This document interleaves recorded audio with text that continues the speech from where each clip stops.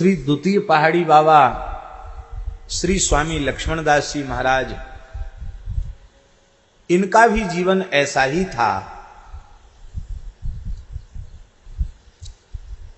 ये ब्रजवासी विप्र बालक थे।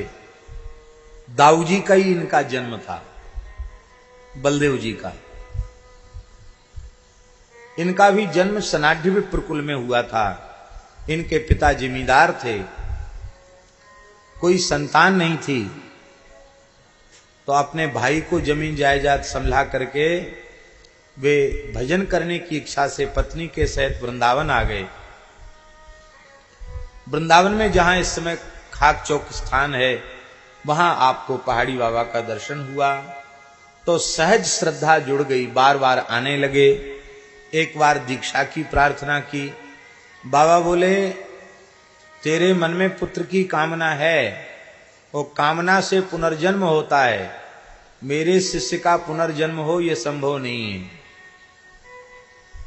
भजन करने के लिए अपनी इच्छा से आवे तो कोई बात नहीं, पर कर्म के बंधन में बंधकर द्वारा जन्म ले यह संभव नहीं है। इसलिए पहले तुम जाओ, पुत्र की वासना को पूर्ण करो, तुम्हारे एक पुत्र होगा, बाद में तुम दीक्षा लेना, भजन करना।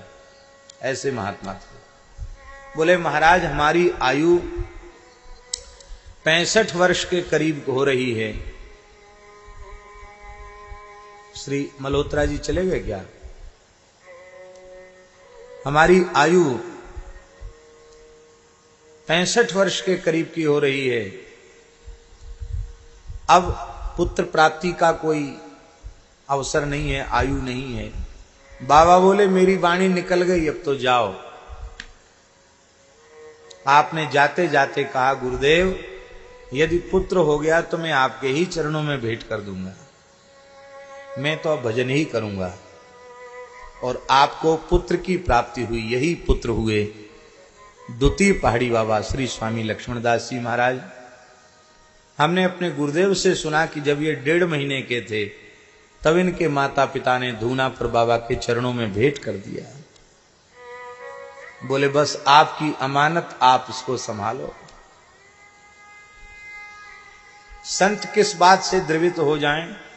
अरे बोले, बुढ़ापे की संतान बहुत प्यारी होती है, कोई दे नहीं सकता है, पर तू वचन का पक्का निकला ब्राह्मण तो मेरा हृदय प्रसन्न है, इसको तो मैंने स्वीकार कर लिया, तेरे 4 पुत्र और होंगे। बोला, महाराज ब्रजवासी बहुत नाम धरेंगे, हंसी करेंगे कि पंडित जी ने बुढ़ापे में लाइन लगा रखी है। बोले, अब तो वाणी निकल गई, अब तो वाणी निकल गई। ऐसी संतों की वाणी हुआ करती थी।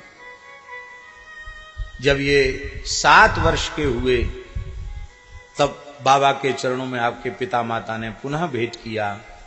बाबा ने ब्राह्मणों को बुलाकर विधिवत 7 वर्ष की आयु में आपका यज्ञोपवीत संस्कार कराया और थोड़ी सी शिक्षा के बाद बाबा ने इन्हें विरक्त वेश प्रदान किया। और अपने संपूर्ण जीवन में श्री स्वामी लक्ष्मणदास जी महाराज भी ऐसे ही रहे, न नीचे कुछ बहिर्वास को पहरा, न ऊपर से उत्तरीय, केवल एक लंगोटी में। और ये भी महान योगीराज थे। शरीर ही आप देख रहे हैं। हमारे महाराज जी कहते थे कि अखंड भस्म चढ़ाते थे शरीर पर। यमुना जी में स्नान करके एक बार बैठ जाएं बिना भस्म चढ़ाए हुए तो शरीर इतना चमकता था कि सामने खड़े हुए व्यक्ति की परछाई उनके शरीर में चमकती थी, जैसे कोई शीशा चमके, ऐसे चमकता था उनका शरीर। ऐसा उनका ब्रह्मचर्य था, ऐसी उनकी साधना थी। वे अपने गुरुजी का प्रभाव उन पर इतना अधिक पड़ा कि पहाड़ी बाबा की समाधि ग्रहण करने के बाद उन्होंने मंदिर बनाया, ठाकुर जी विराजे, गुरुदेव को विराजमान किया। लेकिन इसके साथ ही एक निश्चय रखा। क्या? बाबा श्री लक्ष्मणदास जी कहते थे कि मैं साधु उसे मानता हूं जिसके मरने के बाद शरीर को ढकने के लिए कोरा कपड़ा न मिले और संग्रह के नाम पर फूटी कौड़ी उसके पास न मिले, मैं उसे साधु मानता हूं। और किसी प्रसंग में कहा भी था, यदि मेरी मृत्यु के समय ऐसा न हो तो मुझे साधु मत मानना। और ऐसा ही हुआ। जब उनका शरीर पूरा हुआ तो महाराज जी ने पहाड़ी बाबा के पीछे की कोठरी में देखा कि शायद कुछ व्यवस्था हो। फूटी कौड़ी संग्रह के नाम पर नहीं निकली और स्थान में कोरा कपड़ा नहीं मिला जिसको महाराज के शरीर को ढका जा सके। 1 रुपए की 3.5 से रबड़ी आती थी। तो महाराज जी कहते कि गुरु महाराज के चरणों में कभी 1 रुपया चढ़ गया तो बड़े खुश होते थे। कहते जा ठाकुर जी रबड़ी का भोग लगाएंगे, जा बच्चा ले आ रबड़ी। और रबड़ी लेकर के भोग लगा करके पाते तो ने कितना सब वितरित कर देते। कोई कहता महाराज अमुक महात्मा माधवदास तो चला गया वहां, बोले हाजिर में हुज्जत नहीं, गैर की तलाश नहीं।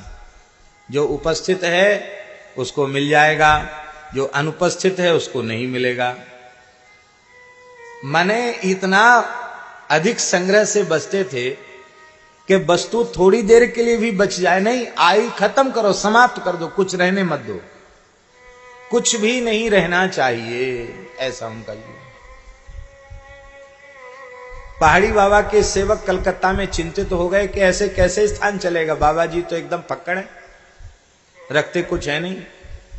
खाली हाथ कमंडल लेकर कुंभ में जाते थे और 1-1.5 महीने की सेवा वहीं चढ़ोत्री जो चरणों में आती थी उसी से सेवा करके फिर जैसे खाली हाथ जाते ऐसे खाली हाथ पैदल चले जाते थे। विलक्षण जीवन था उनका।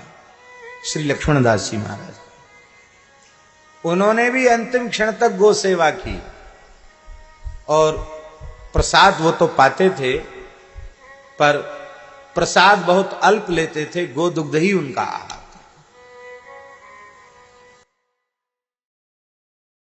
प्रतिदिन सत्संग एवं दर्शन के लिए श्री महाराज जी के ऑफिशियल चैनल को जरूर सब्सक्राइब करें।